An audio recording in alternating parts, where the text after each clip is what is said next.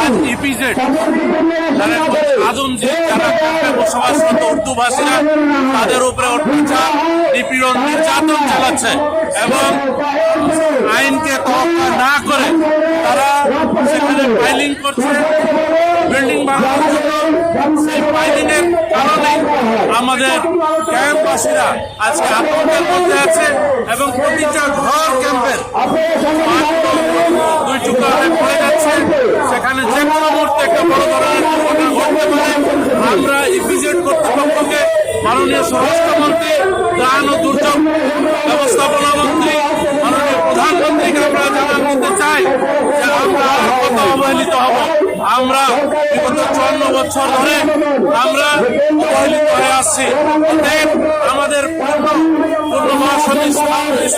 পুনর্বাসন না হওয়া পর্যন্ত যাতে সরকারের পক্ষ থেকে কোন রকম উচ্ছেদ, বিদ্যুৎ বিচ্ছিন্ন এবং পানি বন্ধ করতে না হয়। আপনারা জানেন যে আমরা একটা গণতন্ত্র রাষ্ট্রে বসবাস করছি। আজকে চট্টগ্রামে দেখেন, চট্টগ্রামে 11 বছরের একটা মেয়ে আমাদের ক্যাম্পে তাকে গুলি লেগেছে এবং সে সাথে সাথে সেখানে মৃত্যুর সাথে পাঞ্জা হয়ে 1 সপ্তাহ পর সে মেডিকেলে মারা যায়। আজ পর্যন্ত অদ্যাবধি সেখানে কেউ সরকারি পক্ষ থেকে কোনো সহযোগিতা পাওয়া যায় নাই।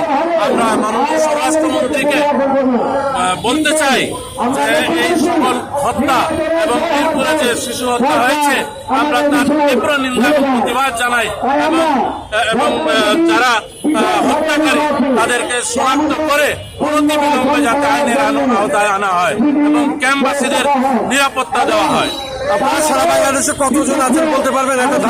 আমাদের সারা বাংলাদেশে প্রায় 5 লক্ষ উর্দুভাষী ক্যাম্পে বসবাস করে এবং ক্যাম্পের বাহিরেও বসবাস করছে এবং 70টি ক্যাম্প আছে আমাদের, সেখানে আমরা বসবাস করছি। আপনার নাম পরিচয়টা একটু বলুন। আমি হারুনুর রশিদ, সাধারণ সম্পাদক, এসপিজিআরসি কেন্দ্রীয় কার্যালয়, মোহাম্মদপুর, ঢাকা। অনেক ধন্যবাদ।